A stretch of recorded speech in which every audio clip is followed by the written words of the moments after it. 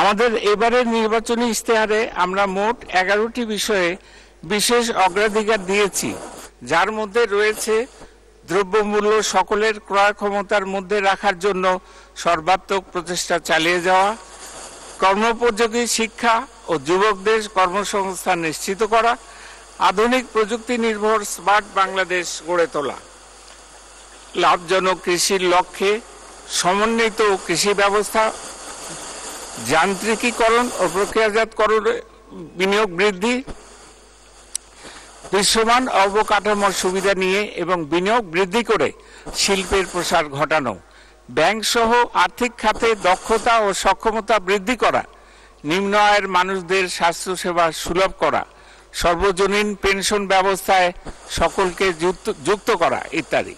আগামী অর্থ বছরের জন্য বাজেট প্রণয়নের সময় আমরা এই বিষয়গুলো বিশেষ বিবেচনায় নিয়েছি।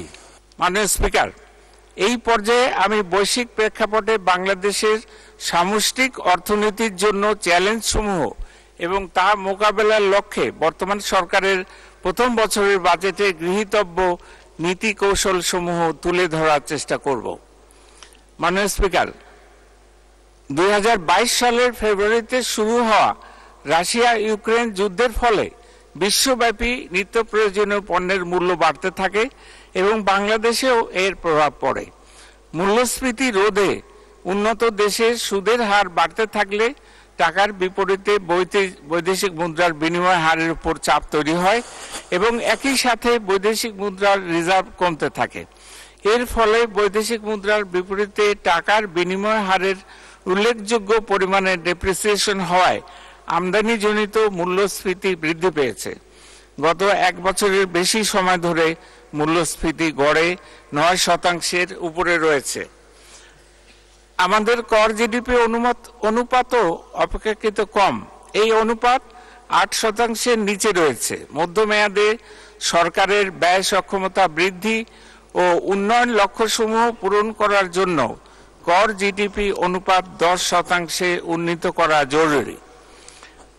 মাননীয় স্পিকার, চতুর্থ শিল্প বিপ্লবের ফলে কৃত্রিম বুদ্ধিমত্তা, রোবট এবং অন্যান্য যন্ত্র নির্ভর উৎপাদন ব্যবস্থায় যে যুগান্তকারী পরিবর্তনের সূচনা আমরা দেখতে পাচ্ছি, তা বৈদেশিক কর্মসংস্থানের সুযোগকে আগামীতে সংকুচিত করতে পারে।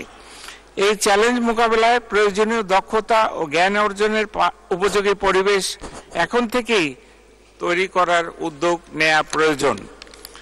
আগামী 2026 সালে স্বল্পোন্নত দেশের তালিকা থেকে আনুষ্ঠানিকভাবে উত্তরণের পর দেশে প্রস্তুতকৃত পণ্য বিদেশে রপ্তানির ক্ষেত্রে বাংলাদেশ যে সকল সুবিধা পেয়ে থাকে তা ক্রমান্বয়ে হ্রাস হবে।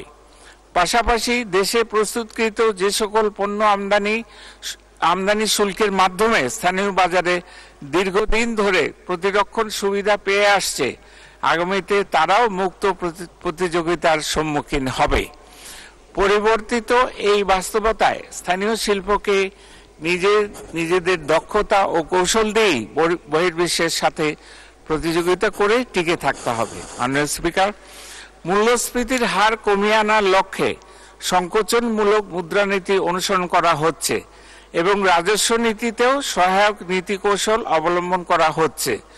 মূল্যস্ফীতির চাপ থেকে সাধারণ মানুষকে সুরক্ষা দিতে ফ্যামিলি কার্ড, ওএমএস ইত্যাদি কার্যক্রম জোরদার করা হয়েছে। আমাদের গৃহীত এসব নীতি কৌশলের ফলে আশা করছি আগামী অর্থ বছরে মূল্যস্ফীতি 6.5% নেমে আসবে।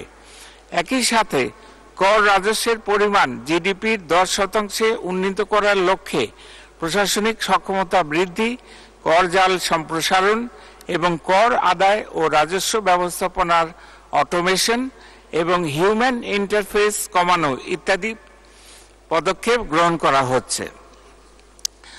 2009-10 অর্থবছর হতে 2022-23 অর্থবছর পর্যন্ত বাংলাদেশের গড় প্রবৃদ্ধির হার ছিল 6.7%।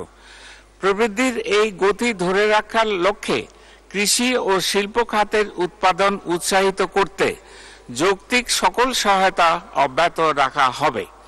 পাশাপাশি গুরুত্বপূর্ণ অবকাঠামো প্রকল্পসমূহের যথাযথ বাস্তবায়ন এবং রপ্তানি ও প্রবাস আয় বৃদ্ধির লক্ষ্যে সুনির্দিষ্ট কর্মপরিকল্পনা গ্রহণ করা হবে। আশা করছি আমাদের গৃহীত এ সকল নীতিকৌশলের ফলে আগামী অর্থবছরে 6.7% জিডিপি প্রবৃদ্ধি অর্জিত হবে এবং মধ্যমেয়াদে তা বৃদ্ধি পেয়ে 7.25% পৌঁছাবে।